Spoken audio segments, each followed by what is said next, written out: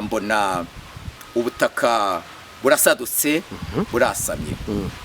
Mu kwasama k'ubwo butaka nagiye kubona mbona havumbutsemo imbwa ndende yari ifite ijosi rirerire, nkabona wageranya na ya nyamaswa ikunda kuba ku makayi yitwa giraffe cyangwa se twiga. Iryo josi rirerire ryarazamukaga rikava mu butaka, nkabona ntabwo rirangira. Mbaza Imana ngo mbese Imana yanjye biriya unyeretse ni ibiki? Imana irambwira ngo no umudayimoni ukaze Satani yohereje, ni umudayimoni w'ubusambanyi. Uyu mudayimoni nta muntu atinya.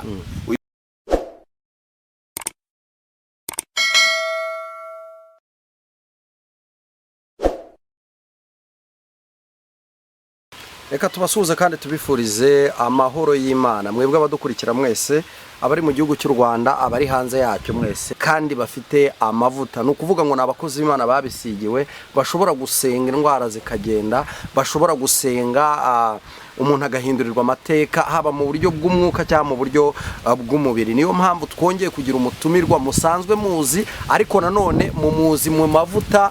Amavuta mu muzo ntago ari yo muri buze kumubonaho uyu munsi. Uraho neza mukozi w'Imana? Namahoro, turashima Yesu. Amina. Yesu nashimwe cyane. Amen, amen. Haleluya. Turi n'umunezero mwinshi wo kubana nawe, turi n'umunezero mwinshi wo kongera kukubona. Hari abantu benshi muri iyi minsi, twungutse abantu benshi kabisa. Twungutse abantu bashyika nko kuri 600. Urumva abo bantu bose ntabwo bakoze.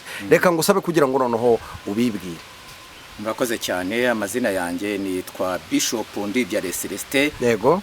Ariko izina ry'umuhamagaro ni Kavuzanduru. Yego. Turashima Umwami Yesu. Yego. Imana ishimwe.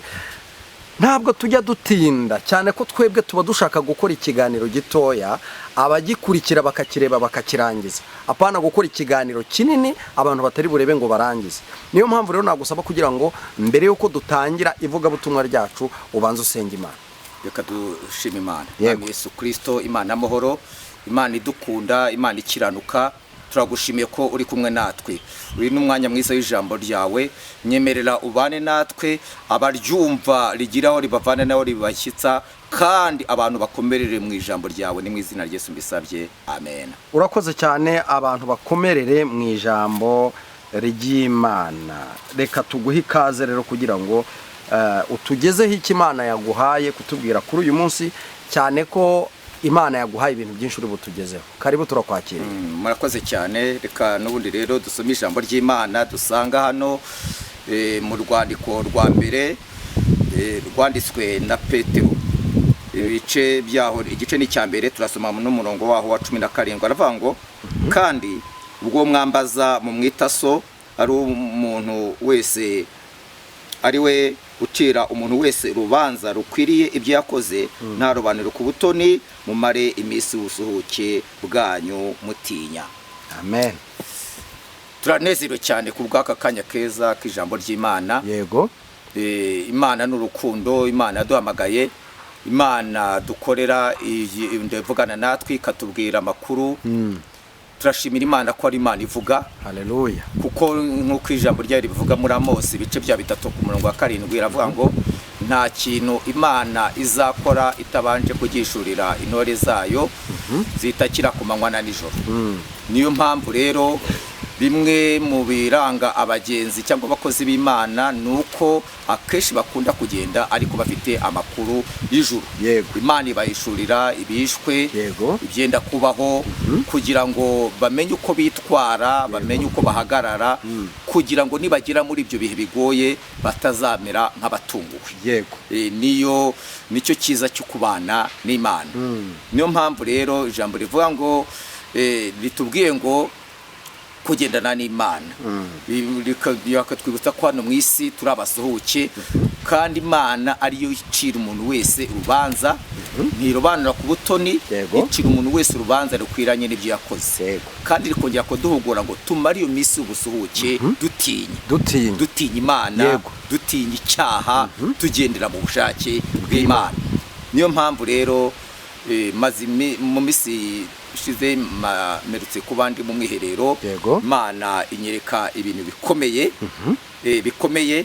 Niyo mpamvu tukwiriye gusenga muri amezi uko cyane cyane muri amezi agera muri 3 bikwiriye ko abantu babana n'Imana cyane. Amina. Kuko Satani ntabwo yicaye yahagurukiye kurwanya abera b'Imana. Yego. Niyo mpamvu tusabwe gusenga. N'amayerekwa atandukanye. Yego. Ndavugaho bikeya. Nagiye kubona mbona ubutaka burasadutse burasamye. Mu kwasama k'ubwo butaka nagiye kubona mbona havumbutsemo imbwa ndende. Yari ifite ijosi rirerire, nkabona wayegeranya na ya nyamaswa ikunda kuba ku makayi yitwa giraffe cyangwa se twiga. Iryo josi rirerire ryarazamukaga rikava mu butaka, nkabona ntabwo rirangira. Mbaza Imana ngo mbese Imana yanjye biriya unyeretse ni ibiki? Imana irambwira ngo no mudayimoni ukaze Satani yohereje. Ni umudayimoni w'ubusambanyi. Uyu mudayimoni nta muntu atinya.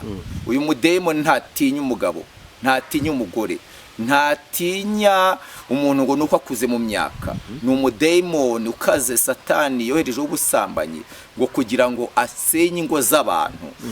Muri uko kwerekwa nagiye kubona mbona ingo imiryango myinshi irasenyutse, amadivorce abaye menshi bitewe n'uwo mudayimoni w'ubusambanyi Satani yohereje mu bantu. Birakwiriye rero ko tuba maso abantu bagasenga, itorero ry'Imana tugasenga. Nagize mubabaro ukomeye cyane. Ndi muri icyo gihe nanone nibwo nagiye kubona mbona ingurube nini cyane. Ingurube yari iryamye, ibibwana biri kuyonga byayo. Mbaza Imana ngo mbese Imana yanjye birabisobanura iki? Imana irambwira ngo ni umudayimoni w'indambi mu bakristo. Bibutse ko Satani atabasha gushobora umuntu usenga, kuko Bibiliya iratubwira ngo muri Matayo 17:21 ngo beno ntavanwa n'ikindi cyese gusenga no kwiriza ubusa. Rero kugira ngo Satani abashe gushobora abera b'Imana nuko abavanamo ibihe byo gusenga, akabavanamo imbaraga, akabamaramo imbaraga. Rero Imana icyo gihe irambwira ngo ni umudayimoni ubuza abantu kwiriza ubusa no gusenga. Niba ari ikintu kigoye abantu ni ugusenga, ni ukwiriza ubusa. Kandi ntabwo ari igihe cyo kurangara, ahubwo mu bihe nk'ibi ni igihe abantu bakabaye maso bagasenga, mu gusenga bakambara imbaraga z'Imana. Ndaho ngaho ndi muri ibyo bihe byo gusenga nanone nagiye kubona mbona umudayimoni wa 3. We yaje ari mu ishusho y'inkoko imbata. Iyo nkoko y'imbata yanywaga amazi, mu kunywa amazi inkoko yigiye kumira imira iraramye. Irararama ikareba hejuru nibwo ibasha kumira. Noneho ariko mu mwanya w'uko yumbata miraga, ahubwo nabujyaga kubona nkabona hasohotsemo icyotsi kishi cyane. Muri icyo mbese abantu ba kera hari imiti bakundaga gukoresha mu buhinzi bw'amakawa yitwa DDT, yicaga ubusimba ukoko. Noneho najyaga kubona rero nkabona uwo mwotsi umeze nka DDT. Mbaza Imana ngo mbese Imana yanjye ibishatse kunyereka ni ibiki? Imana irambwira ngo uyu ni umudayimoni w'amagambo. Umudayimoni w'amagambo ngo dore gusebanya kubaye kwishi mu bagenzi bajya mu ijuru, gusebanya kubaye kwishi mu bapastoro, gusebanya kubaye kwishi mu bahanuzi, gusebanya kubaye kwishi mu baririmbyi, gusebanya kubaye kwishi mu bagenzi bajya mu ijuru. Hahandi w'abantu ntawe uzajya agira undi cyizere. Hahandi umwe yakora icyaha yashaka no kuba yakwicuza cyangwa se ngo yatura icyaha yakoze, nkuko ijambo rivuga ngo mwaturana ibyaha byanyu nirwo muzakizwa. Umuntu akatinya ngo ni natura bene data bakanyumva barajya kunkwiza hirya no hino mu isoko. Ibyaha bigenda biba byinshi mu bantu bitewe n'umudayimoni w'amagambo. Imana mu ijuru tugiye neza, turwanirire idutabara. Bumamo nagiye kubona mbona nanone undi mudayimoni wa 4. We yaje ameze gutya. Nagiye kubona mbona imodoka nziza yarava iparitse. Nagiye kubona mbonamo umuntu wambaye imyenda y'ibitenge yikwije bigera hasi. Noneho aparitse ko ahagaze ku muhanda. Ijwi rirambwira ngo mbese yari yambaye nk'umumaraya, yari umumaraya ukomeye ariko ahagaze ku muhanda. ariko ijwi rirambwira ngo uriya we ntabwo atumwe ku bandi, ntabwo atumwe ku bantu, ku bakristo basanzwe, ngo ahubwo atumwe ku bakozi b'Imana bari mu nshingano, abapasitoro, ababishopu, abasenyeri, abihaye Imana mu byiciro bitandukanye, ngo kugira ngo abagushe. Ndibaza ngo ni ukubera iki kuki agaragara nk'umumaraya kandi akaba yambaye yikwije, kuko nari sanzwe menyereye ko abakora uwo murimo hari uburyo bambara, hari n'uburyo bitwara, ariko kubona natangajwe nuko yambaye yikwije, ndikanga biranyobera. Ariko mu gusenga Imana iransura, iransobanurira, irambwira ngo ni ubusambanyi buhishwe, ni ubusambanyi buhishwe buri mu bwihisho buye Satani yohereje mu bakozi b'Imana batandukanye, kugira ngo Satani agende bakura ku ruhimbi, abavana mu muhamagaro, abavana mu bwiza bw'Imana. Itorero ry'Uwiteka Imana birakwiriye ko dusenga tukambara imbaraga z'Imana, birakwiriye ko dusenga tukaba mu bihe byo gusenga. Uwiteka akimara kumpa ayo mayerekwa arambwira ngo mbwire ntangaze ku mugaragaro ngo abantu bongere ibe byo gusenga, abantu bongere ibe byo gusenga, abantu bongere ibe byo gusenga, kuko Satani yahagurukiye kurwanya abera b'Imana, yahagurukiye kugusha benshi, yahagurukiye gukura benshi mu muhamagaro, abibagize amasezerano, abibagize ibyasezeranyijwe, bityo abone benshi yigarurira. Ariko kandi abantu benshi ntabwo bari kubibona, bari mbese mu gahuge, barahugiranye, mbese isi irabatwaye. Ariko itorero ry'Imana, bene data, Imana icyo ishaka ni abantu nibagaruka ku rufatiro bongere basenge, bongere kugirana ubusabane n'Uwiteka Imana. Rero nibwo nahise mpabwa iyi message ngo muri amezi 3 abantu begera Imana basenge. Muri amezi 3 ubwo ni kwa 10, kwa 11, kwa 12 basenge bambara imbaraga z'Imana, kuko Satani aje kugusha benshi, aje gukura benshi mu muhamagaro. Ingo nyinshi zigiye guhungabana bitewe n'ibyaha by'ubusambanyi, mbese umudayimoni w'ubusambanyi yaje afite imbaraga, kandi nta kindi kimuzanye ni ukugira ngo asenye imiryango yabanaga neza, ariko no kutizerana mu miryango, mu miryango abana bananira ababyeyi bananirana, babure kumvikana hagati yabo. Rero aya mezi musabwe gusenga, mukambara imbaraga z'Imana, mukegera Imana. Navuga ngo ni intambara mu buryo bw'umwuka, ni intambara mu buryo bw'umwuka. Birakwiriye ko abantu basenga bakambara imbaraga z'Imana, kuko Bibiliya iravuga ngo nimubona ibikomeye bibasatiriye nta kintu muzakora, muzararame murebe hejuru, murebe hejuru. Hari ndi gutambutsa buno butumwa wavuga ngo mbese ngewe ndakomeye, nyamara Bibiliya iravuga ngo nawe wibwira ko uhagaze wirinde utagwa. Nawe wavuga ngo mbese ngewe urugo rwanjye, umugabo wanjye cyangwa se umugore wanjye, umuryango wanjye tubanye neza, turabakristo, turabizera. Ariko ndagira ngo babwire ngo ntabwo muragera aho mwa Satani atatera ibuye. Niyo mpamvu buri muntu wese akwiriye gufata ibihe byo gusenga, akegerana n'Imana, tukambara imbaraga z'Imana, mukagira amavuta, mukaba mu bihe byiza byo gusenga, kuko ijambo ry'Imana ravuga ngo bene ntavanwa muri kindi ni ugusenga ndetse no kwiriza ubusa. Uwiteka iyo tumuhamagaye ajya abana natwe, iyo tumusenze ajya tugira neza. Rero ntabwo ajya akoza isoni. Niyo mpamvu rero Imana yantumye mu butumwa ngo nze butangaze wowe ubwumva, kugira ngo twongere ibihe byo gusenga.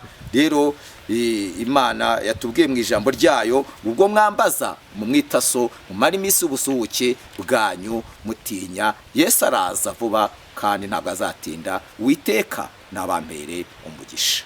Bishop, uvuze message nziza kandi zikomeye. Sinzi niba wanyemerera tukagira icyo tuganiriyeho gatoya.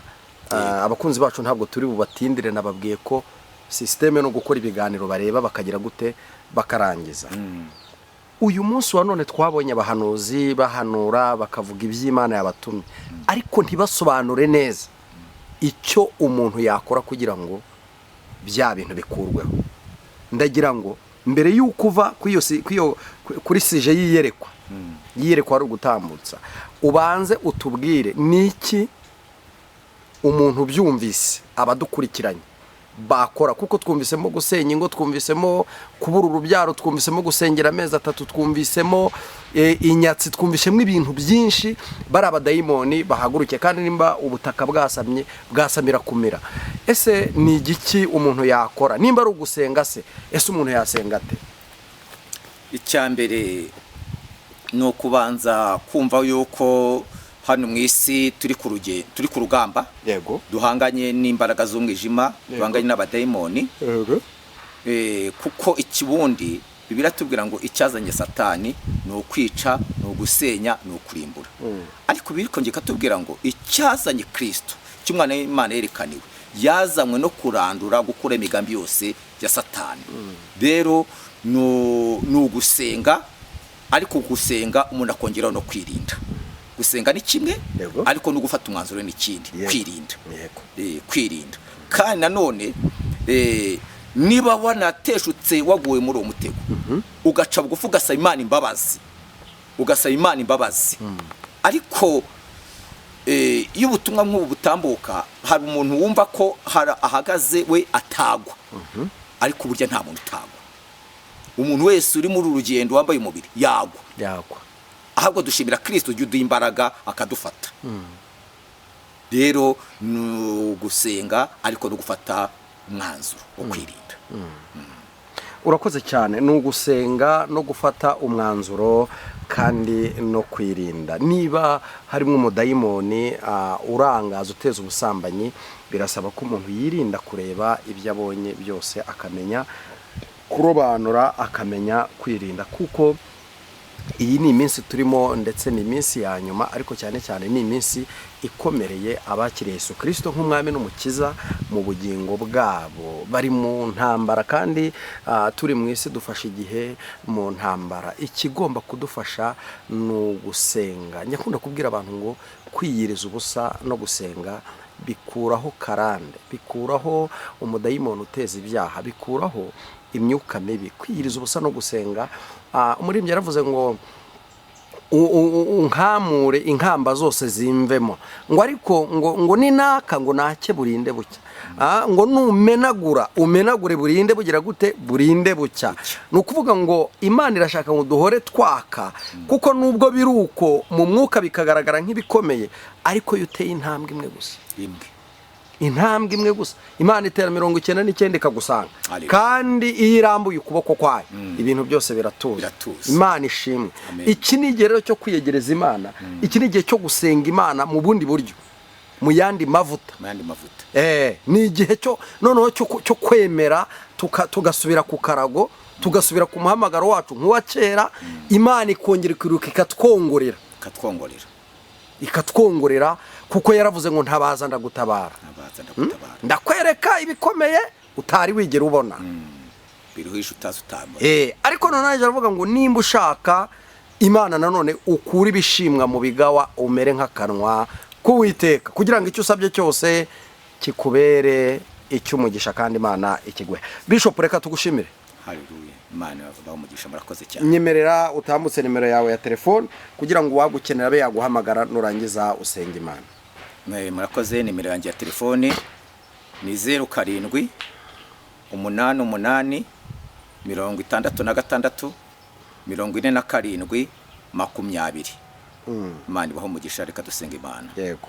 Uwiteka Imana rya neza, Imana idukunda, Imana ishobora byose, uri Imana ivugana natwe, uri Imana igutegeka bikaba. Ndakwinginze ku Kristo kugira ngo ukomeze kutugira neza kubw'ijambo ryawe, Mana yera, abukundura abacyaha ukabayobora inzira bacamo. Nukomeze abantu wahamagaye, ukomeze abagushaka, ukomeze kubambika imbaraga, abanyantege nkeya wakomeze abahagaze ubarinde kugwa, yewe n'abacitse intege ubabyutse. Uri Imana ishobora byose. ni mu izina rya Yesu Kristo mbisabye, amen. Urakoze cyane. Niba utarakora subscribe, ukora subscribe, ukore share, ndetse wandike n'igitekerezo cyawe muri comment kugira ngo tumenye ibyo dukwiye guhindura n'ibyo dukwiye gukora. Uwiteka Imana aguhereza umugisha. Shalom. Amen.